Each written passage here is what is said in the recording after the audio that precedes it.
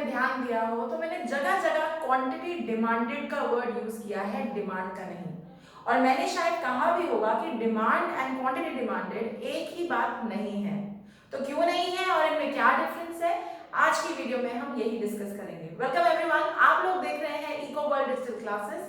इस समय पे we are doing micro economics series for standard 11 और आज मैं बहुत इंपॉर्टेंट टॉपिक करने वाली हूँ, हर हिसाब से इंपॉर्टेंट, मतलब कॉन्सेप्ट क्लैरिटी के लिए भी इंपॉर्टेंट और मार्क्स के लिए भी important, the difference between demand and quantity demanded. ठीक है, इस टॉपिक को समझाने से पहले let me take an example, एक थोड़ा एग्जांपल से समझते हैं, आप समझ जाएंगे।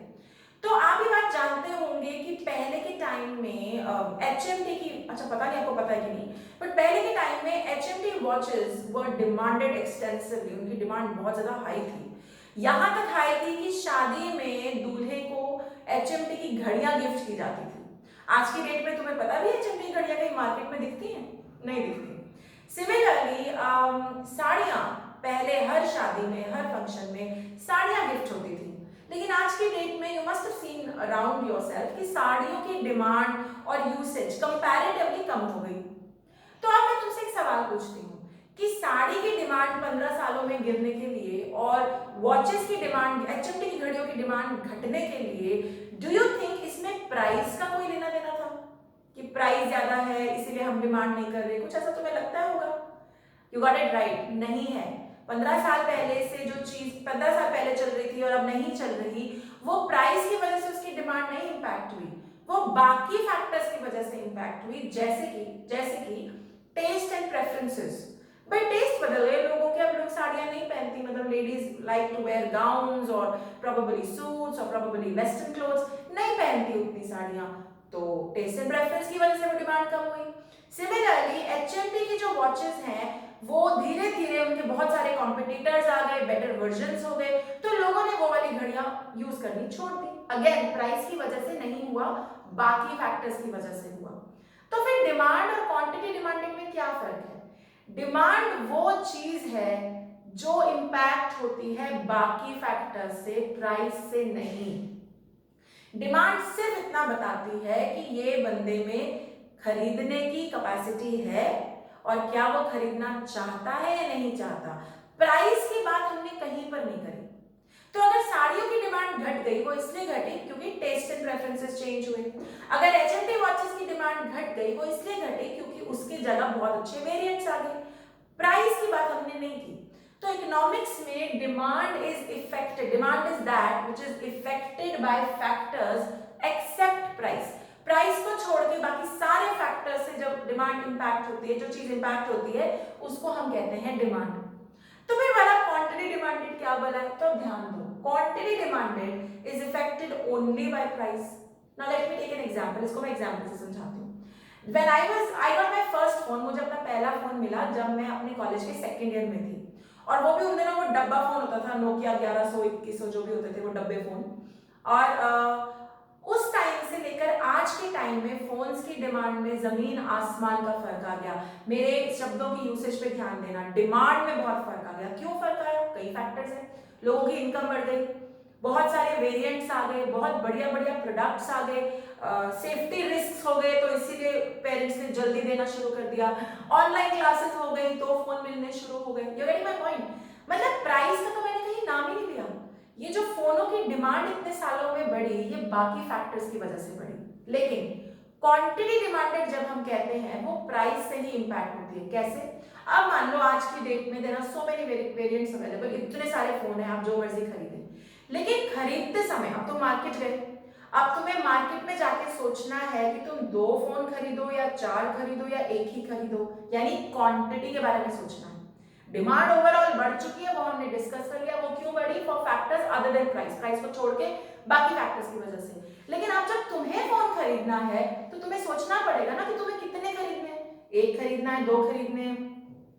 अब जब तुम ये डिसीजन ले रहे हो कि तुमने 1 खरीदना है या 2 खरीदना है, तो क्या तुम प्राइस को देखोगे? डेफिनेटली देखोगे, 110% देखोगे। तो यानी क्वांटिटी डिमांडेड मतलब आप वो चीज कितनी खरीदेंगे, कितनी क्वांटिटी में खरीदेंगे, ये चीज डायरेक्टली प्राइस से इंपैक्टेड होती है। और हमारा law of demand quantity demanded पे लगता है, ओवरऑल डिमांड पे नहीं। हम जब कहते हैं कि लॉ ऑफ डिमांड कहता है तो वी क्लियरली से लॉ ऑफ डिमांड कहता है कि प्राइस और क्वांटिटी डिमांडेड में इनवर्स रिलेशनशिप है, यानी जब प्राइस बढ़ती है तो मैं 2 की बजाय 1 फोन लूंगा। ये बात कोई नहीं करता लॉ ऑफ डिमांड की भाई फोनों की डिमांड ओवरऑल कम हो गई, फोनों की डिमांड ओवरऑल ज्यादा हो गई, ये डिस्कशन नहीं करता वो। लॉ ऑफ डिमांड सिर्फ ये कहता है कि अगर तुम 3 फोन लेने गए थे और फोन महंगे हो गए तो तुम 3 की बजाय 1 लोगे, और कहीं तुम 1 फोन लेने गए थे और तुम्हें बहुत बढ़िया डील मिल रही है तो तुम 1 की बजाय 3 लोगे। यानी law of demand clearly impacts quantity. Am I clear? So quantity demanded में और डिमांड में जमीन आसमान का फर्क है। जो सबसे इंपॉर्टेंट चीज आपको याद रखनी है, क्वांटिटी डिमांडेड सिर्फ प्राइस से इंपैक्ट होती है, जबकि डिमांड प्राइस को छोड़ो और बाकी सारे फैक्टर से इफेक्टेड होती है। क्लियर है? Major difference. सॉरी, अगर ये 1 नंबर का क्वेश्चन आया ना तो यही लिख के आपको नंबर मिलेंगे, एग्जैक्टली दिस फर्स्ट लाइन। क्योंकि अगर आपको बताना है कि बताओ how is demand different from quantity demanded, तो इसका एक ही कारण है कि quantity demanded is affected only by price, जबकि demand is affected by factors other than price. ठीक है? क्लियर है? गुड। अब दूसरी बात पे ध्यान दो और ये बहुत इंपॉर्टेंट है। डिमांड, सिर्फ डिमांड में जब हमको चेंज दिखानी होती है तो हम शिफ्ट से दिखाते हैं। अब शिफ्ट का क्या मतलब है? देखो, this is quantity demanded, this is price, you know this. अब मैं अज्यूम करूंगी अदर थिंग्स बीइंग इक्वल में, I will assume for a minute, क्योंकि अब मैं प्राइस की बात नहीं कर रही, मैं क्वांटिटी डिमांडेड की बात भी नहीं कर रही, मैं डिमांड की बात कर रही हूं, इसलिए मैं प्राइस को कांस्टेंट अज्यूम कर रही हूं। ठीक है? अब ये रहा मेरा डिमांड का ग्राफ। तो डिमांड, जब मुझे डिमांड में चेंज दिखाना है, मान लो मुझे कहना है मोबाइल फोन्स की डिमांड बढ़ गई है, तो इंक्रीज हम दिखाते हैं राइट वर्ड शिफ्ट से। इकोनॉमिक्स में कोई भी इंक्रीज दिखाना है तो राइट वर्ड शिफ्ट लेना होता है। तो अगर मैं बताना चाहती हूँ कि फोन्स की डिमांड पिछले 15 सालों में बहुत बढ़ गई, तो मैं उसे कैसे दिखाऊंगी? सो डीडी रिप्रेजेंट्स पुरानी डिमांड एंड DD1 रिप्रेजेंट्स नई डिमांड, यानी राइट वर्ड शिफ्ट हुआ है, यानी हमने जो डिमांड है फोन्स की वो बढ़ी है, और प्राइस को मैंने कांस्टेंट कर दिया, मतलब other things being equal. Price को फिलहाल मैं इग्नोर कर रही हूँ, साइड को कर रही हूँ, क्योंकि मैं ओवरऑल डिमांड की बात कर रही हूँ जिसमें प्राइस का कोई इंपैक्ट नहीं है, इसीलिए मैंने प्राइस को कांस्टेंट कर दिया। क्लियर है?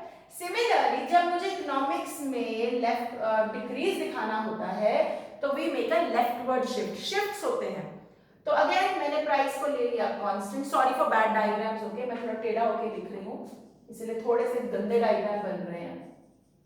ओके, अब देखो फिर से मैंने प्राइस को कांस्टेंट ले लिया। अब मुझे दिखाना है कि साड़ियों की डिमांड घट गई, तो लेफ्टवर्ड शिफ्ट दिखा दिया, एंड दिस इज पुरानी डिमांड एंड DD1 बिकम्स नई डिमांड। एक बात मैं यहाँ पे कहना चाहूंगी, आपको 2 चीजों की क्लैरिटी होनी चाहिए कि डिमांड को दिखाने के लिए, इंक्रीज को दिखाने के लिए राइट वर्ड और डिक्रीज को दिखाने के लिए लेफ्ट वर्ड शिफ्ट होता है। क्वांटिटी डिमांड में ऐसा नहीं होता, this is only for demand.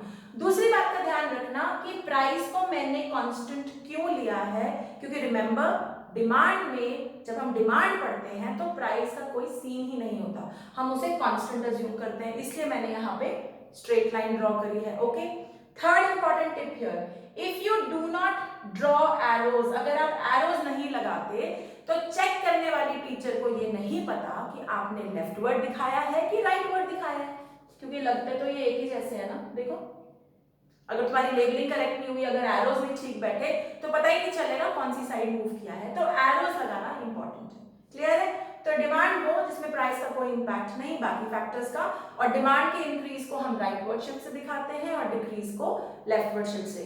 मैंने ये इसलिए पहले करवाया है क्योंकि across micro economics you have to remember this, increase rightward, decrease leftward. Okay, cool, great. अब आओ क्वांटिटी डिमांडेड पे। तो क्वांटिटी डिमांडेड कैसे दिखता है? I am going to draw a diagram here. See, this is quantity demanded. अब यहाँ पे तो प्राइस का इम्पैक्ट है, तो मान लो प्राइस यहाँ 10, यहाँ 5, यहाँ पे क्वांटिटी 5, यहाँ 10। तो जब प्राइस 5 थी, तो मान लो पहले प्राइस थी 5, तो क्वांटिटी डिमांडेड कितनी थी? 10। तो हमें पहला अपना पॉइंट मिल गया A। ठीक है, फिर प्राइस हो गई 10, मतलब बढ़ गई, तो हमारा लॉ कहता है कि हमारी क्वांटिटी डिमांडेड घट जाएगी, right? a quantity will fall। तो अब हमको पॉइंट ऑफ इंटरसेक्शन क्या मिला? बी। तो जब प्राइस में इंक्रीज होता है तो क्वांटिटी डिमांडेड में कॉन्ट्रैक्शन होता है, मतलब जब प्राइस बढ़ती है तो क्वांटिटी डिमांडेड घट जाती है। ऑब्वियसली दिख रहा है, पहले हम पॉइंट ए पे थे, ये मेरा डिमांड कर्व, मैंने इन दोनों को जोड़ दिया डी। पहले मैं पॉइंट ए पे थी, अब मैं पॉइंट बी पर हूं, यानी मैंने ए से बी पे मूव किया है। यानी इसको ऐसे देखना है, 5 की प्राइस पे 10 की क्वांटिटी थी, प्राइस बढ़ी, इंक्रीज इन प्राइस, तो इसकी वजह से क्वांटिटी हो गई 5, यानी क्वांटिटी कॉन्ट्रैक्ट हो गई, 10 से 5 हो गई, यानी हम लोग ए टू बी इस कर्व पे मूव कर गए। This is a situation of contraction. तो शिफ्ट होते हैं डिमांड में और क्वांटिटी डिमांडेड में होते हैं कॉन्ट्रैक्शन और एक्सटेंशन। जब प्राइस बढ़ता है तो कॉन्ट्रैक्शन किस में? क्वांटिटी डिमांडेड में, क्वांटिटी डिमांडेड कम हो जाती है। और जब प्राइस कम होता है, लुक एट दिस डायग्राम, ये बनाया क्वांटिटी डिमांडेड, ये प्राइस, तो पहले प्राइस थी 10, हमारी क्वांटिटी थी 5, तो हमारा पहला इंटरसेक्शन पॉइंट ए। फिर हमारी प्राइस हुई 5 और हमारी क्वांटिटी बढ़ गई क्योंकि लॉ ऑफ डिमांड लग रहा है, तो हमारा इंटरसेक्शन पॉइंट हुआ। तो यानी प्राइस घटने से हमारी क्वांटिटी एक्सटेंड हो गई, एक्सटेंशन हो गई, and A and B demand curve, on the demand curve हम लोग ए टू बी हमने मूव किया। So if you can see, देखो बच्चे ना रट्टा लगाते हैं, ऊपर से नीचे एक्सटेंशन, नीचे से ऊपर कॉन्ट्रैक्शन, ऐसा रट्टा बिल्कुल मत लगाओ, लॉजिक लगाओ। भाई प्राइस कम होगी तो क्वांटिटी बढ़ जाएगी, क्वांटिटी बढ़ना मतलब एक्सटेंड होना मतलब एक्सटेंशन, प्राइस बढ़ जाएगी तो क्वांटिटी कम हो जाएगी, क्वांटिटी कम होना मतलब कॉन्ट्रैक्शन, कॉन्ट्रैक्ट होना, खत्म। मूवमेंट अकॉर्डिंगली दिखा दो। आ गई क्लियर? तो तुम्हारे को आज की वीडियो से क्या समझ में आना चाहिए? डिमांड और क्वांटिटी डिमांडेड का फर्क, दोनों, एक में शिफ्ट होता है, एक में एक्सटेंशन कॉन्ट्रैक्शन होता है, और दोनों की डायग्राम्स बहुत क्लियर होनी चाहिए। ये क्लियर होगा तो अगली वीडियो में जो हम फैक्टर्स करेंगे वो आसानी से समझ में आएगा। ठीक है? I hope you are clear with this concept. If you are seeing